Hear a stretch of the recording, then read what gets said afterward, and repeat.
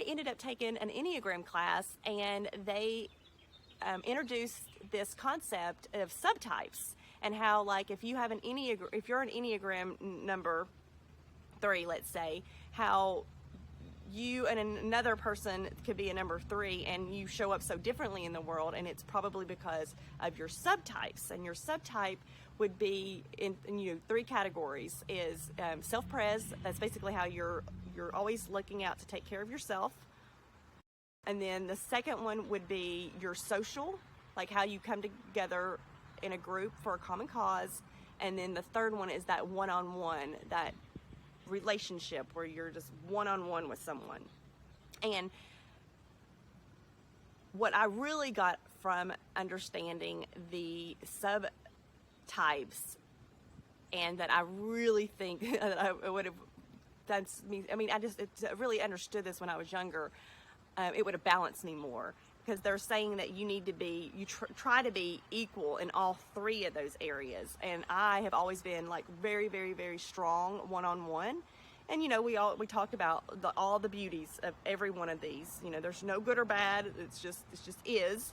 And so, like, I'm naturally always going to go to that. So I don't have to work on that ever again. It's always going to be there. It's so natural for me. And then I think I'm self-pres next.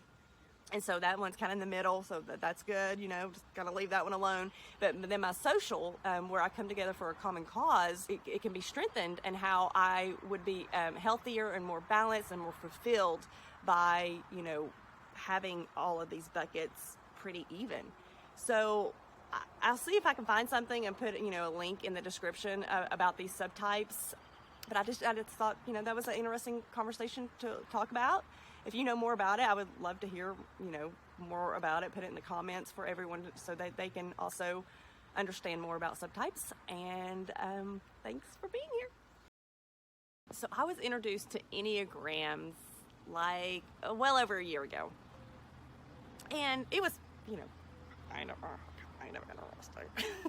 Not really. Because it was my interpretation of it. I thought it was just like a personality box that somebody was going to put you in, and I was like, I've been dealing with myself for 44 years. I'm pretty aware of my patterns somewhat, as much as I can be.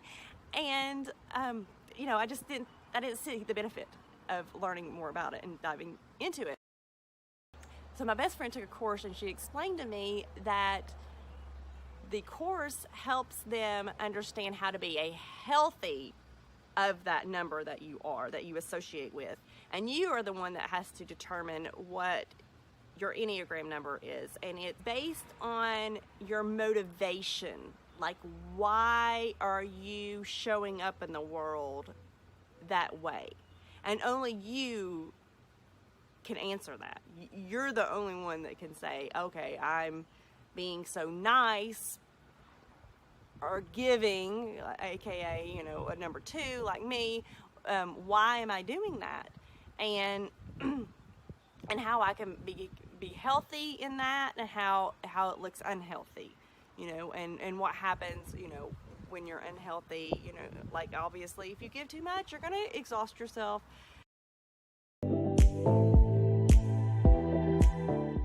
Hello everyone, I'm Danielle Pettiford. Welcome to my show where I talk about all things Enneagram and how it can help you thrive in your relationships.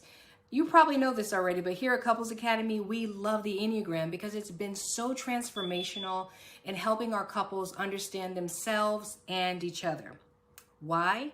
Simple. Because through the Enneagram, you discover what makes you tick and what ticks you off.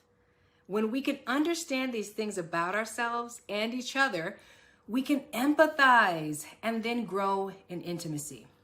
Think about it. Intimacy means see into me, right? So it's important for us to be able to see into ourselves and our loved ones. If you've never heard of the Enneagram and you're curious to learn more and how through conscious awareness you can become the best version of yourself, you'll want to subscribe to my channel now. Let's get into tonight's topic. Enneagram at a glance. Enneagram is still a new concept for many. So I wanted to give you a quick breakdown of what it is to sort of demystify the term and the symbol that reminds many of a pentagram. It's not a pentagram. I've heard it said so many times. It looks like a pentagram. It's not a pentagram. And I'm going to explain to you everything in this show. But what is it? I would say at first glance, you might think that it's just like another personality test. And it's not. It's not like the Myers-Briggs or the other ones, but personality definitely plays a significant role in it. But it goes deeper than that, because it's not so much what you do that sets your personality style, but why you do what you do. And for each of us, our why is just different. For most of us, it's based on some form of early childhood trauma. And it helps us to see certain aspects of us. It helps us to see our core fears, our motivations, desires, strengths. It helps us see our blind spots, what stresses us, and sins that drive us towards our compulsive behaviors. Most importantly, it shows us aspects of God's character and connects us more closely to the truth that we are made in His image and meant to reflect His spirit, not our skewed perspectives. Where did it come from? So there's so much talk about the Enneagram today, and I myself first heard about it about 5 years ago at a church that Hassani was pastoring at, and the accuracy blew me away. At the time, I noticed a lot of churches with counseling staff were retiring the use of Myers-Briggs and using Enneagram. It's as if it just showed up overnight and out of nowhere, but evidence suggests something very different. It actually suggests that it's 200 years old.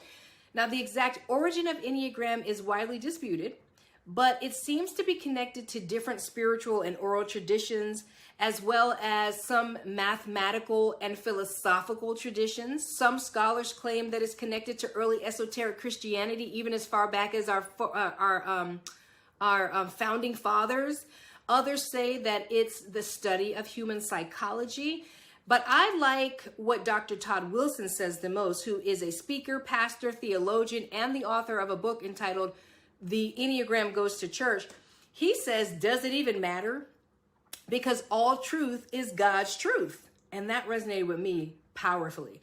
Because in the same way, does it matter who discovered fire, herbs, or water, winter, summer, spring, and fall? You know, all these things, seed time and harvest. You know, we know that fire can burn, but it also keeps us warm. You know, herbs can be used for medicinal purposes and spice, and it can also be used for harm. Water is essential to life, but can also destroy in monsoons and storms, right? So does it matter who gets the credit for observing God's creation? Because all truth is God's truth, no matter who claims it, renames it, or repackages it. What does the symbol mean? Let's talk about the symbol. So the symbol helps us to visualize the 9 types. And we each carry the traits of all 9 personality types. But there is one type we naturally gravitate towards. And I'm going to go through those 9 types real quick. 1 is the reformer. 2 is known as the helper. 3 is known as the achiever. 4 is known as the individualist. 5s are the observer. 6 are the loyalist. 7 are the enthusiasts. 8 are the challengers. And 9s are the mediators. And guess what? There's no 10, because then you'd think you were a perfect 10. We adopt our type in childhood to cope with and to navigate the world that has been presented to us, okay? That's probably why some say that our personality is shaped 1/3 nature, 1/3 nurture, and 1/3 environment, right? So you can live in the same house with someone and they could be completely different and have different outlooks, because nurture and environment may be the only things that are taken into consideration, and that would only be 2/3. The number we resonate with the most is called our core personality style, or our dominant type. Unlike other personality assessments, the Enneagram takes into account the fluid nature that is constantly adapting as circumstances change. Sometimes we function in a healthy space, and other times we move into an unhealthy space. That's what makes Enneagram so different and so special. Because it can help people identify when they are healthy and at their best, or when they are unhealthy and engaging in self-defeating behavior. When you look at the Enneagram diagram, you'll see that each number has a dynamic relationship with 4 other numbers. Your dominant type never changes, remember that. But your behavior is influenced by these 4 other numbers. So much so that you can start to look like one of the other numbers depending on what's happening in your life. When you learn your dominant type and how it interacts with these other numbers, you'll become more aware of when you need to question and challenge your individual compulsions. What are the wings? Wings help us fly. The numbers to the left and the right of your dominant type are called wings. These wings, or wing numbers, are like an additional lens or perspective on or over your dominant type point of view and characteristics, right? Typically, you'll lean towards one of these numbers, either to the left or to the right of you, and take on some of their characteristics and traits as well. Stress and security numbers, not often talked about in my sessions because it could get confusing, but I'm going to help you understand this today. So remember, your unconscious motivations and dominant type never change, but your behavior does, depending on whether you're in a time of stress or in a time of security, basically emotionally healthy or emotionally unhealthy. The numbers at the end of the arrows, take a look at the chart, reveal how each type typically thinks, acts, and feels in times of security or in times of stress. Your type security point indicates the number your personality moves towards when you're feeling secure and healthy. It's indicated by the arrows pointing towards your number on the Enneagram. Your type stress point is the number your personality moves towards when you're under pressure. It's indicated by the arrow pointing away from your number on the Enneagram chart. So for example, if you're a 5, when you're feeling secure and good, you'll exhibit more of the healthy 8's characteristics. But when you're stressed, you'll begin to digress and you'll express more of the unhealthy characteristics of the 7. Let's talk about triads, okay? So the 9 numbers on the Enneagram are divided into 3 triads. Each of these numbers within each triad is driven by a certain emotion related to a part of the body, known as the center of intelligence. Now, there are 3 centers of intelligence: the gut triad, 8s, 9s, and 1s, the heart triad, which is the 2, 3s, and 4s, and the head triad, which is the 5, 6s, and 7. Your triad is another way of describing how you habitually take in, process, and respond to life. Well, that's it on the Enneagram at a glance. Tune in next week where I'll be breaking down my Enneagram cheat sheet so that you can identify all of your personality aspects and those of the people that are all around you with ease.